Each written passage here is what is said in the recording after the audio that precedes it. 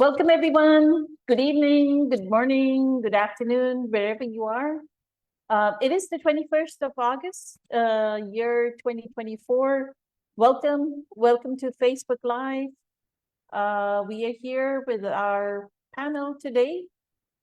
We have Sri Lakshmi, who has joined us online, as well as we have Patricia, who's part of our core group of meditators, and Lakshmi's joined us as well, and Mary Jean. Lakshmi, I don't know if you see the question in the chat. Do I need to paste the question again?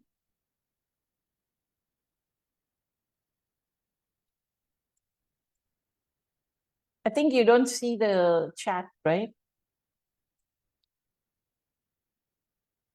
I do see the chat, so I'll read the question. Okay, do you want to read it for everyone? So I can go, I don't know, it's not letting me paste it again.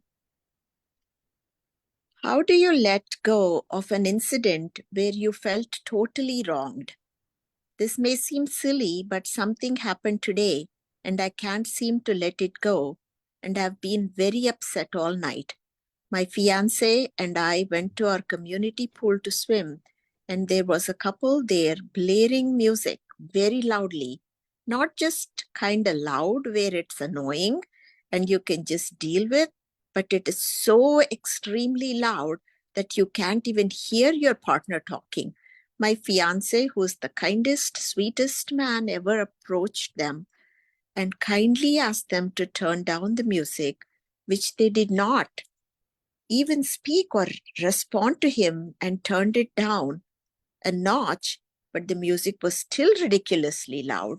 About 10 minutes later, I went up and asked again if they could please turn it down, and was met with total anger and hostility. Things escalated and we ended up leaving without ever even getting in the pool to swim. I just feel so upset and angry that people can be so incredibly rude and inconsiderate. I know my feelings are coming from the ego. I respect the advice from this group and would just like some insight on how to have dealt with this situation better and not let it ruin my whole night and still feel upset about it hours later.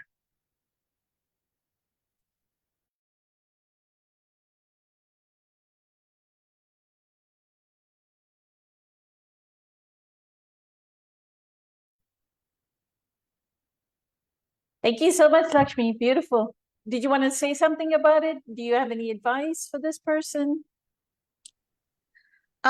So my piece of advice is, anytime that I get triggered by anything that happens, then after sometimes, you don't realize, and then after the trigger happens and you are still thinking about the incident, then many a times I'm like, oh my God, this person is just now showing me my triggers. So, I start thanking them, because then at that time, I'm really grateful that now I know my triggers.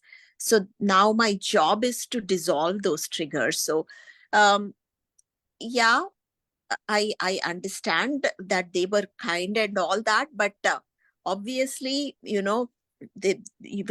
meet our mirrors all the time, so we still have lessons to learn. So that is why she met them, and so if she starts thanking them and then try to look at that, so without even swimming she left the pool, so there is a little bit of pain of abandonment maybe. So I think it is the self abandonment issues, and then that somebody else was louder, that she couldn't even speak her truth. So maybe that has been her pattern, where she was unable to speak her truth over the years. So she needs to look more and more at what exactly are the triggers. Why is she so upset? The more and more she looks at and then she thanks them, I'm sure she will be dissolving those triggers. I do this anytime triggers happen, that I start thanking the person, and I'm thankful that they are showing the buttons that I have, because because I have the buttons, they can push my buttons. So my job is to dissolve those buttons so that I am eventually buttonless. So that is my 2 cents of advice.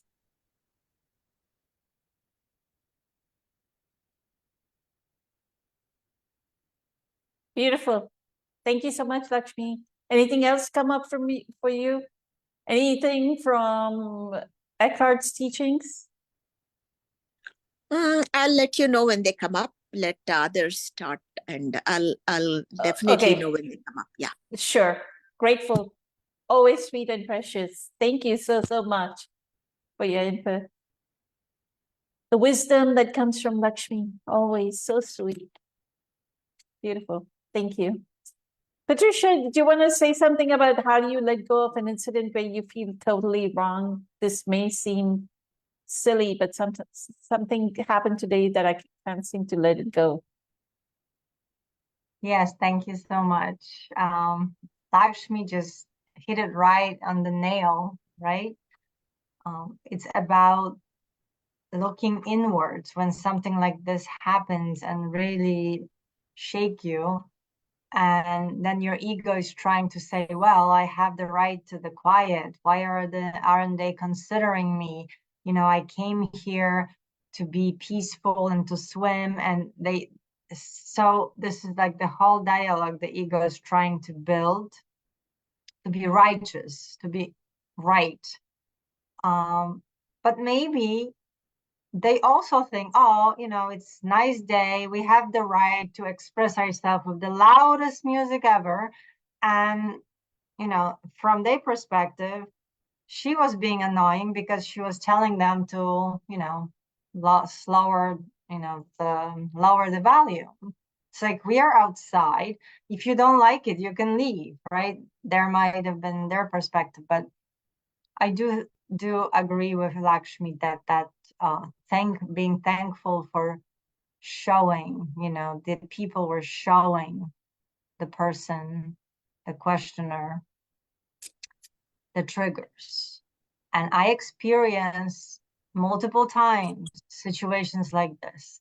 And they kept coming and they kept coming until I actually sat with it. And Eckhart even had one talk about using those situations as pointers to present moment and just sit with the noise, just realize the noise and feel your body reacting and trying to really like breathe through it and just like it's just noise. He actually talked about, I think, some alarm of the car on the street or something like that, or also music or a dog barking. Just really in that moment concentrating on the breath and actually like realizing that that noise is not really doing anything to you. You still can be peaceful within. And honestly, even though it seems like complete opposite from what you want to do, you just want to be angry and you want to tell the people to lower the music, turn off, or even wish for them to leave so you can be peaceful. So there are all those conditions that you put on yourself in order to be peaceful inside. And I tried, because I live in a condominium, so there's close proximity of other people and they have kids running around or music Saturday nights or something. And I just sometimes just sat with it and I'm thinking, it's like, okay, so, you know, they're in their home, then they're expressing themselves. And I kind of try to do what I did within that bothering me, because understanding that it's just a noise. Yes, it's maybe not my preference at that moment, but it really doesn't change my insides. And guess what? The minute I actually accepted it completely, 5 minutes later, they turned it off. And I didn't even say anything. I didn't even go and tell them to do so. It's so incredible that once you completely accept it, and who knows, maybe if this couple at the pool would just sit and just went to swim and just completely relax, kept that insight, relaxed, and just acknowledged, okay, this music is ridiculously loud, but that's the moment, in that moment, and just still do whatever. Maybe the other people would realize, oh my goodness, we're not here alone. Maybe it's, we would turn it down, because nobody can absolutely listen to music that loud anyway for so much long. So they would have probably turned it down anyways. But because they resisted so much, the couple, resisted it so much, that kind of made them even more righteous, maybe, in their loud music playing. And there's another approach that also Eckhart says, if you find yourself in the situation that you're suffering, you have 3 choices. Accept it completely, because it is what it is, so it's silly to argue. Leave the situation, or change the situation. Well, they couldn't accept it, number one. They tried to change it. So the third option was to leave the situation.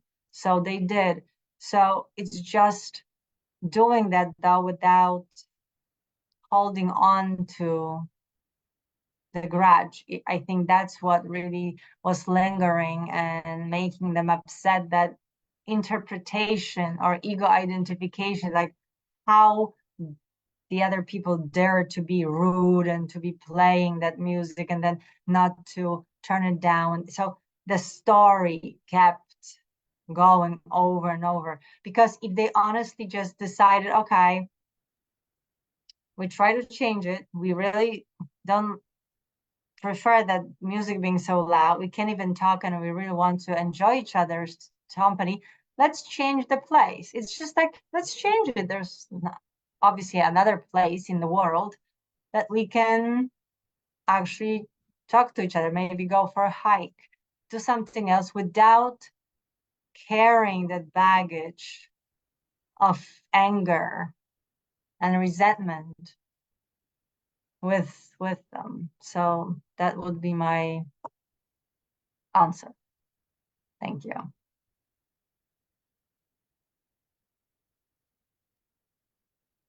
Beautiful.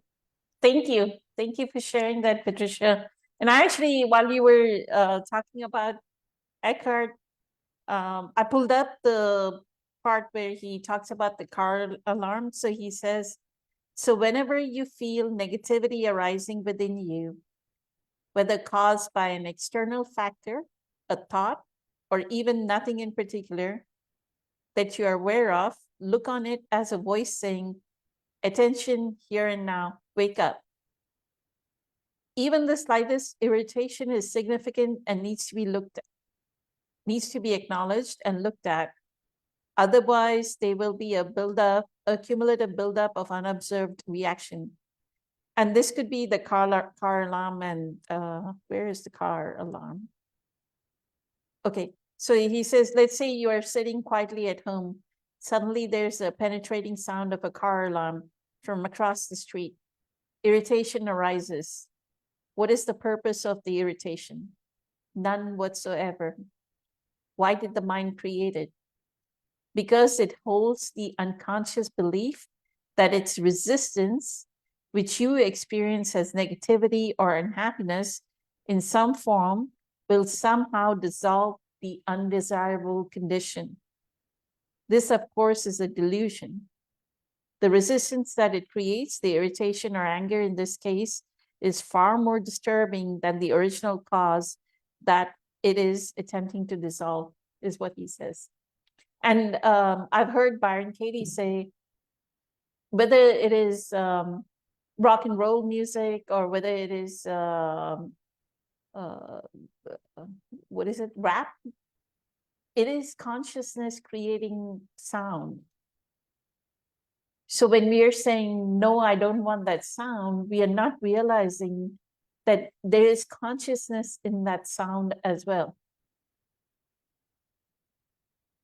Right? Even if a jackhammer is going off in, and I live in a newly constructed neighborhood, and I've lived here more than a year.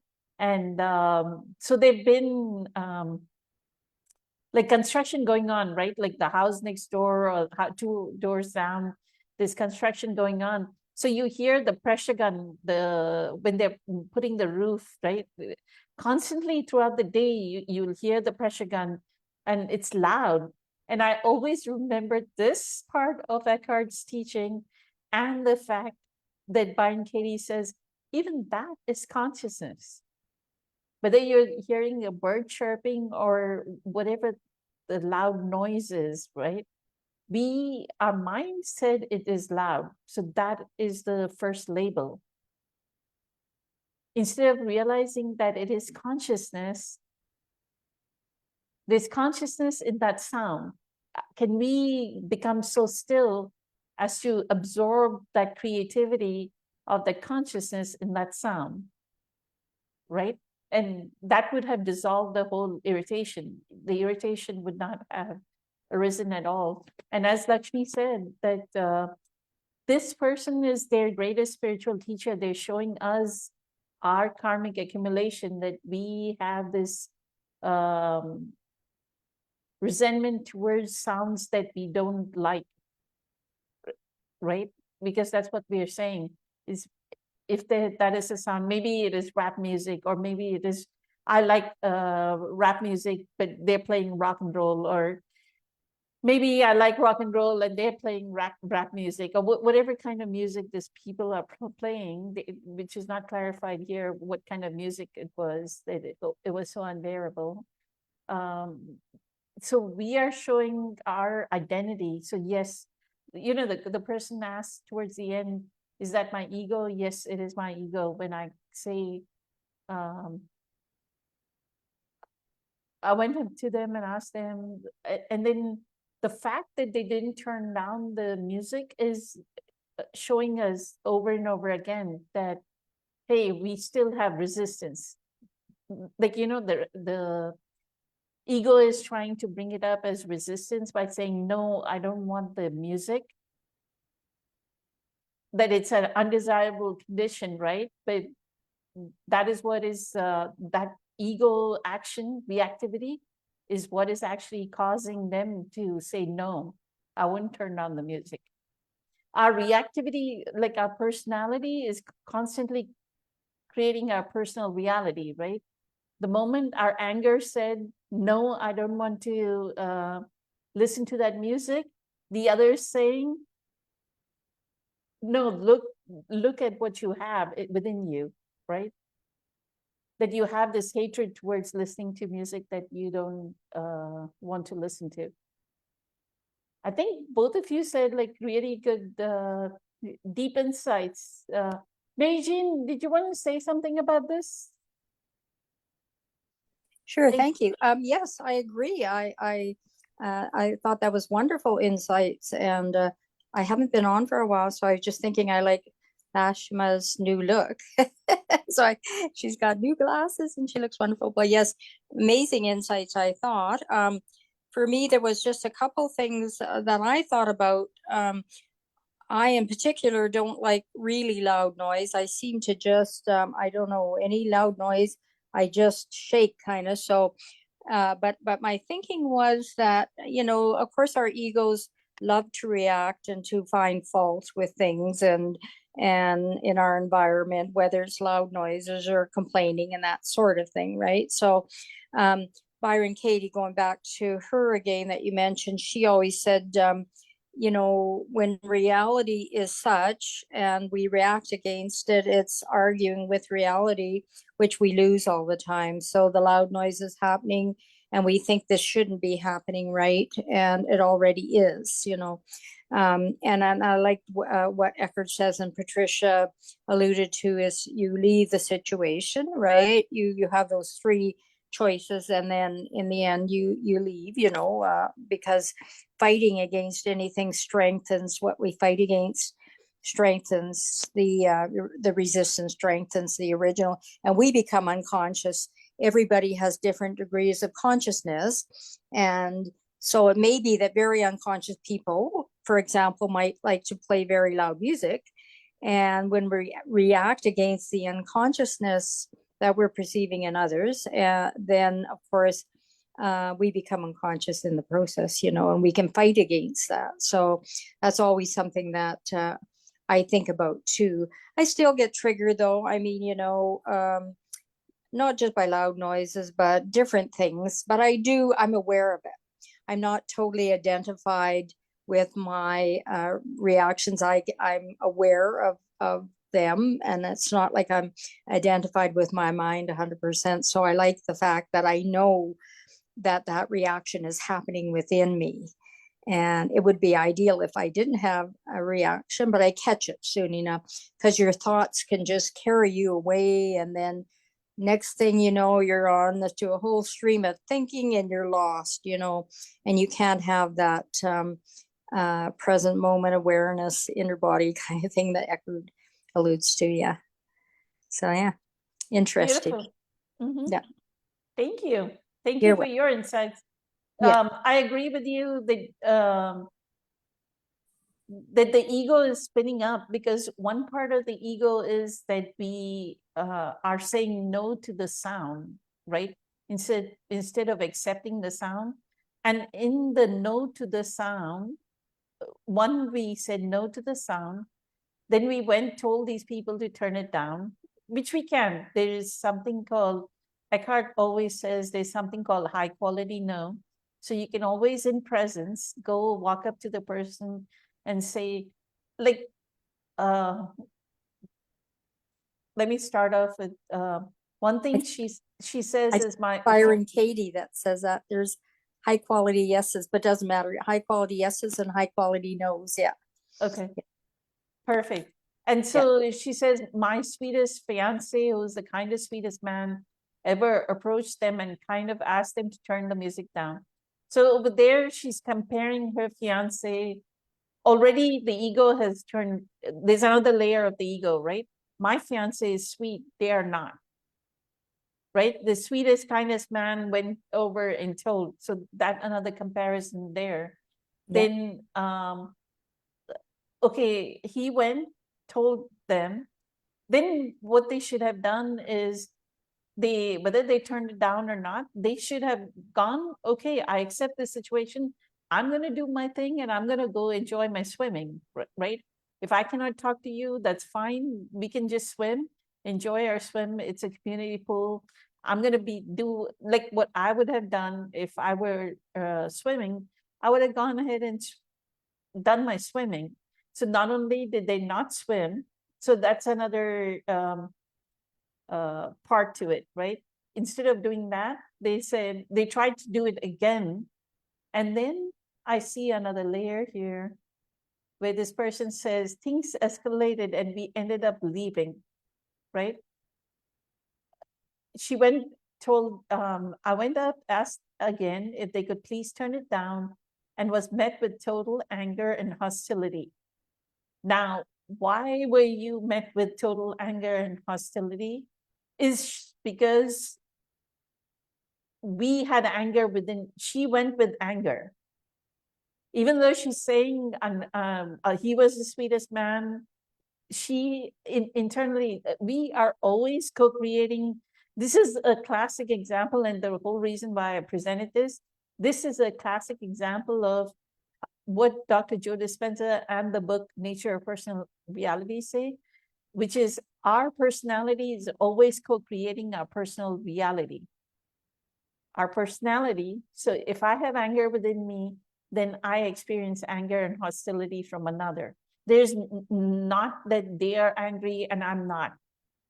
Our vibrational frequency is what is attracting the other person's if Eckhart was in that position, that person would not be angry and hostile. I would So think, Poona, sorry, is that like the pain body? If you have a strong pain body, you attract, that's the kind of the another same. pain body. Yes, Exactly. yeah, Exactly. Exactly. So things escalated, and then this ended up leaving. One of the things that what the ego does is it acts like a 2-year-old child. Now here is where we are being a 2-year-old child. You know how we when we're playing in the sandbox, we go, no, this is my toy. You don't touch it, right? So that's what we are doing. When we say end up leaving, I'm going to get up and leave, then you were being like a 2-year-old, right? Instead of being in presence and accepting the situation, like a 2-year-old, we are getting up and leaving. So I wanted to break that down to things escalated and we ended up leaving without even getting to the pool to swim. And then now they've left the swimming pool, and she says, I just feel so upset and angry that people can be so incredibly rude and inconsiderate.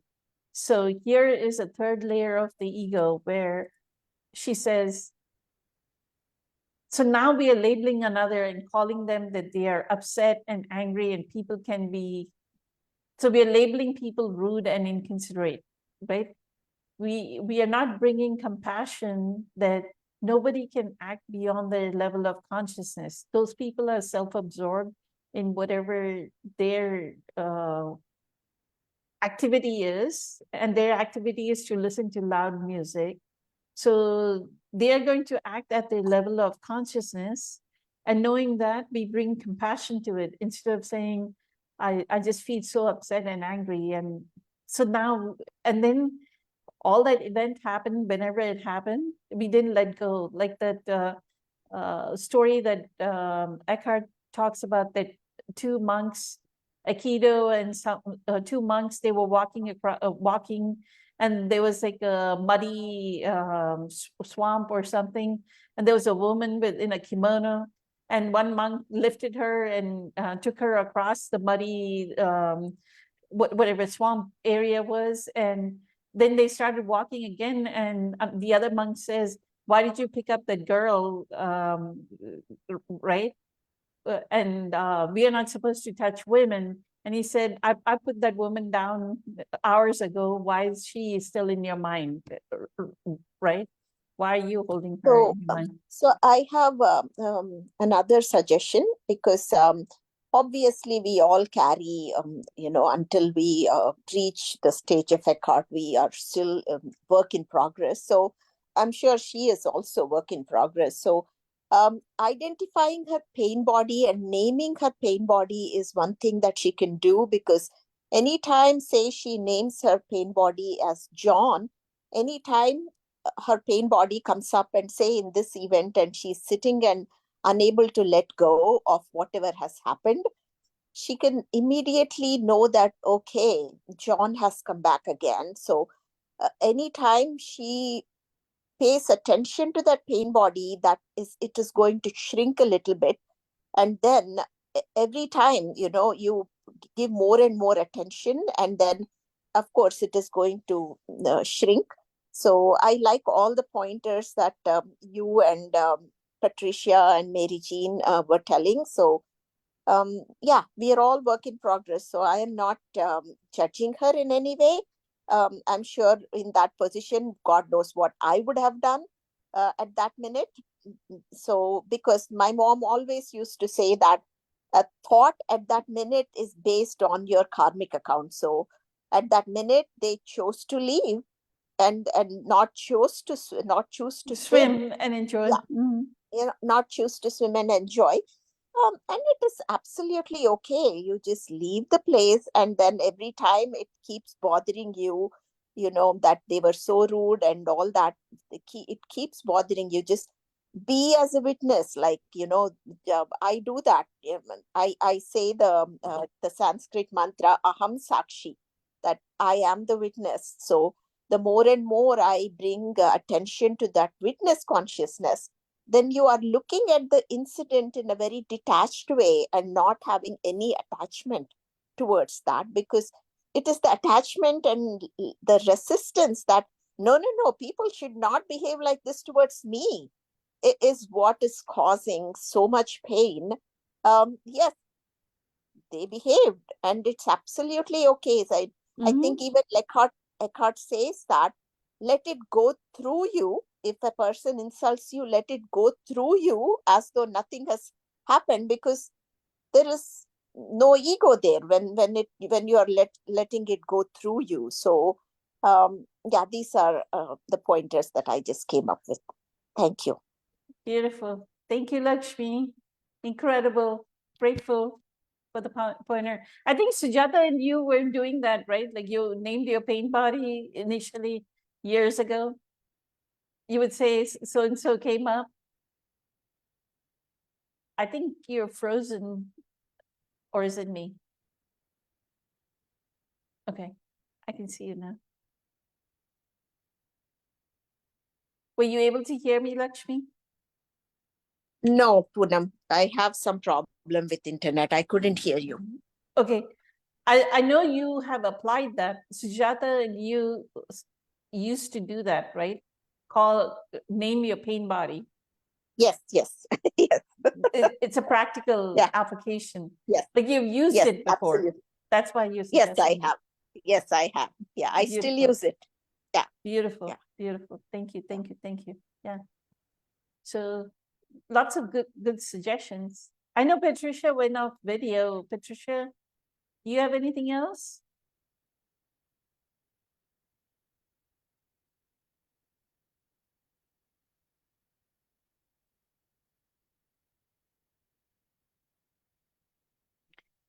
So the best thing to do, I guess, would be not to repeat the story, right, Lakshmi? Like if he experienced the thing at the swimming pool, let it go at the swimming pool.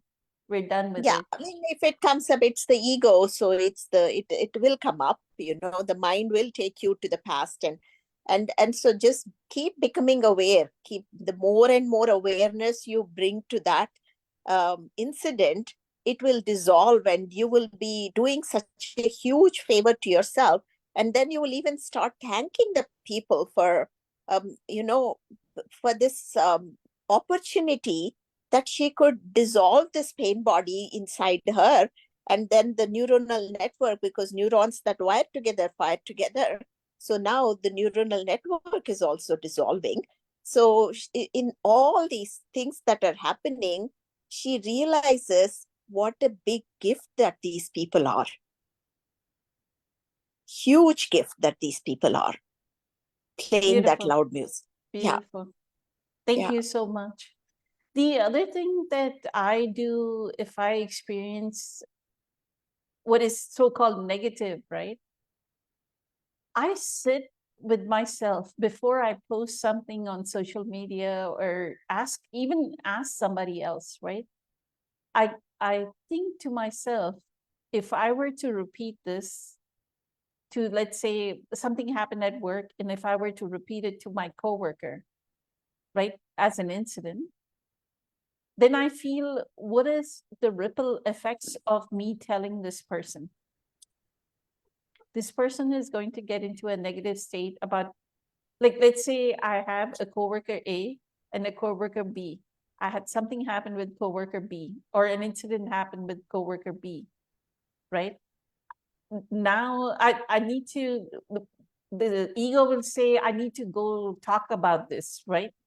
Or say something about this. Like ego wants a validation. Ego wants, so I really sit quietly and think of the ripple effect of what is going to happen, the negativity that is going to be generated by me just saying that incident happened, like Eckhart says, right?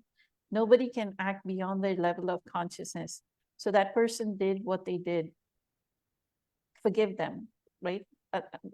They're going to be, people act according to their level of consciousness. So, but just in case my ego says, no, I want to talk about this, right, to another person, Like something may happen on this Facebook group. Like if I say, oh, I need to talk to Lakshmi about this, let me text her on WhatsApp and talk to Lakshmi about it. Then the second thought that I get is, what is going to happen once I tell Lakshmi? Like you may go in a negative state, or you will have to absorb the negative situation, right? So I just don't tell anybody. And the Yeah. incident just resolves. Yeah. And another that just this weekend I learned that Sandhya does this practice, Sandhya from our group. She said she keeps a box in her house and she adds names of people who are kind to her and who are unkind to her. So, say in this case, she can just write a note saying that people who are playing loud music in the swimming pool, and then put it in Put it in the box. box, in the Okay. box. So, and people who have been kind to her, like say her fiance or whoever that she thinks is very nice, Kinder. and then and then once in a while just hug this box and send blessings to everyone. It's just unconditional. Oh, You're not. yep. Yeah. Yes. Yeah. Yeah, it's amazing practice, right? These little tiny practices that we have. The same thing like when I'm driving in the morning, like I drive very early, like at 5:40, like before 6 o'clock in the morning, I'm driving to work. And I have to drive 48 miles to work. And I look around and I'm like, thank you for driving safely around me. And I send Mhm. blessings. Thank you for driving safe. Yep. Because people are driving like at 80 miles per hour on Yeah. the interstate. Yes. I've It's been doing this from more than a decade. It really blessing everybody that crosses my drives, path. Yeah. right? So Everybody. beautiful. And then I recently read another poem where this lady suggests that in her mind she's offering roses to kind and unkind people in her life. She's constantly offering roses to herself and to kind and unkind people in her life, so that at the end of the life she doesn't have any residual anger or resentment left. So anytime, I was in a school where that clerk was mean. For a minute, I was like, "Why is she like that?" And then immediately, I was like, "I'm offering roses to her, plenty of roses." So then my mind even stopped thinking about what has happened. Beautiful. Yeah. I was just going to say one thing, if I might, Poonam, and I liked what you were saying about repeating a negative story.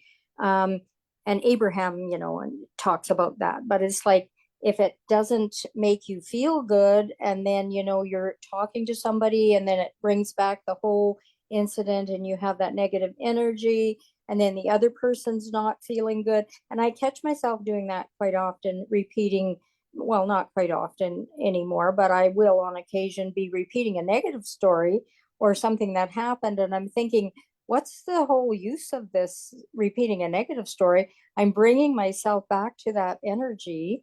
And then I'm also imposing that energy on somebody else with this negative story.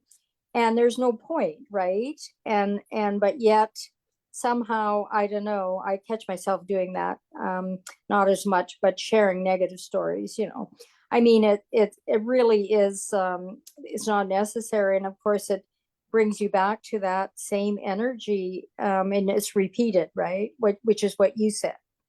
Yeah, so that's the point, is to drop it and not be repeating it in our minds or to other people, because honestly, we do have an effect on other people tremendously, even if we don't verbalize things. I mean, just with our presence. But when we verbalize something negative, of course, it's continuing the whole process of anger, resentment, whatever it is, right? But I think our egos likes to keep it alive, right?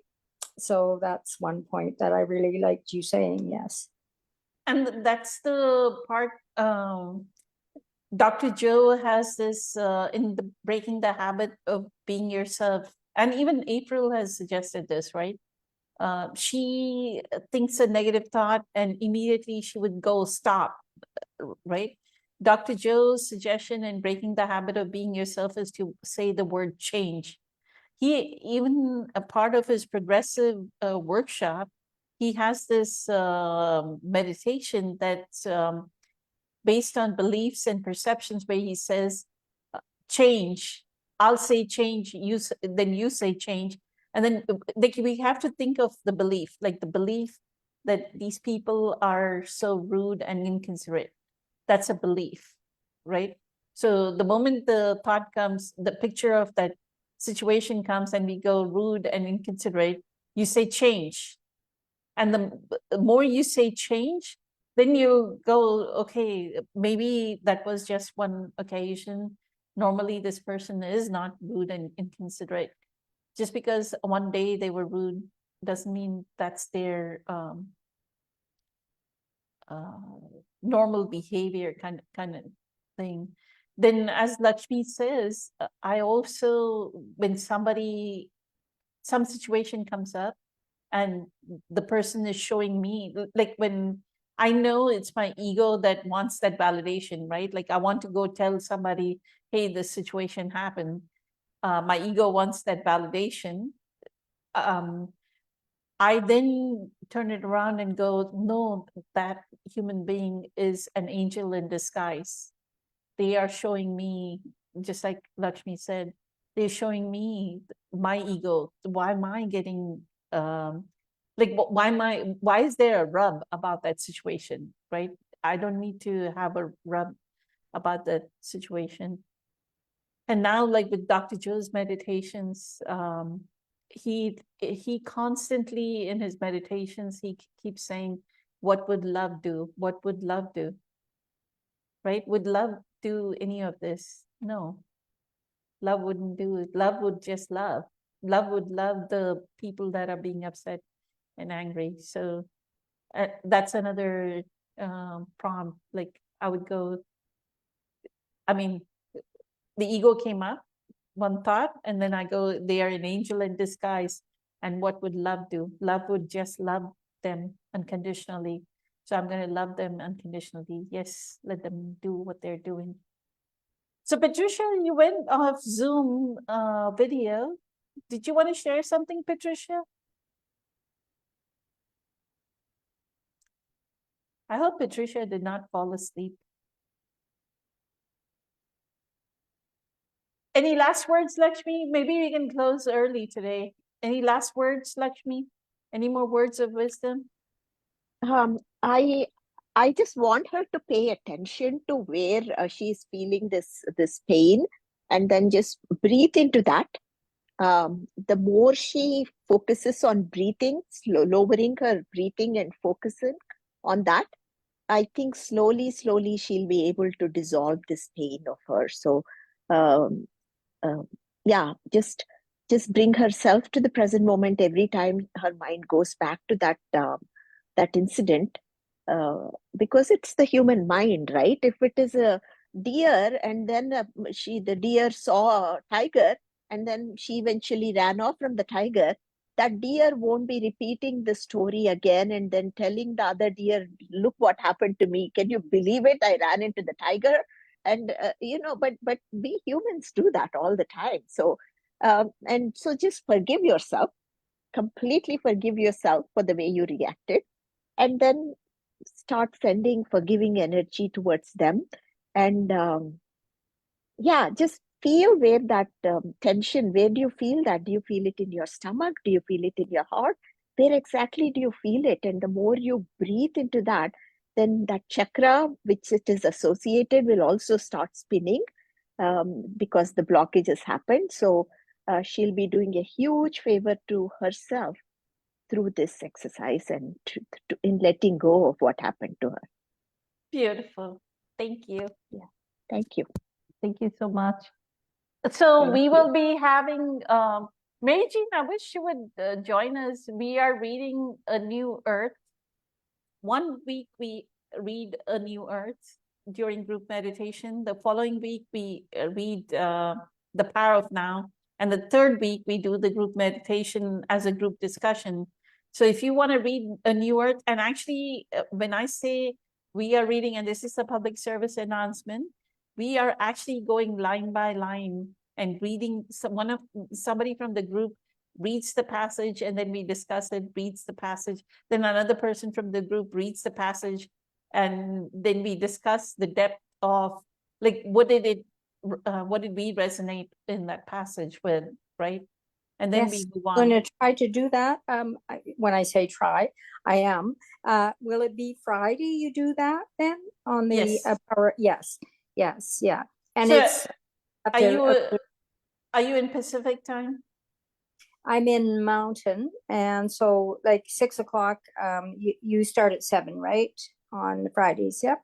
So 6 o'clock, I think I get on, and yes, I would like that. I practically feel like I have the whole book memorized, but I love when I go over it again because I still have it on my bed shelf in my favorite book. Well, actually, New Earth is my favorite book, but The Power of Now too, and I also have The Power of Now, the little book, where it sort of Practicing the power of the- now. the best books ever on the planet. So in my mind, so I will certainly make an effort because I really enjoy coming on, even this group. So thank you for that reminder. We all do. And I think the best thing I've done, other than the group meditation, of having a group meditation, now I'm enjoying the book reading. Don't you, Lakshmi? Oh, Isn't the okay. book Yeah, I will reading- definitely Yes. try to Yes. join. Yep. So enjoyable. Like Yeah. this is like the most exciting thing that I've done this year, is Cool. start the Nice. book reading. So, I love that. Yeah, that's So- great. and we're going line by line, so we are going very slowly. Oh, So I know, I love- maybe we've done first chapter of A New Earth, but Yeah. Power of Now we just started 2 or 3 weeks back. I mean, Right. 2 or Yep. 3 times before, so we are very close to being just Nice. in the first chapter, I think. Nice. We're not Okay. very far That's- along. Wonderful. Thank Okay. you. So that's for everyone as well. I told Mary Jean. With that, I am so eternally grateful. Thank you for choosing your divinity over your humanity. Thank you for being here. Many Thank you. blessings, much Thank you. love. Thanks Good to night. everyone. Thank you. Bye.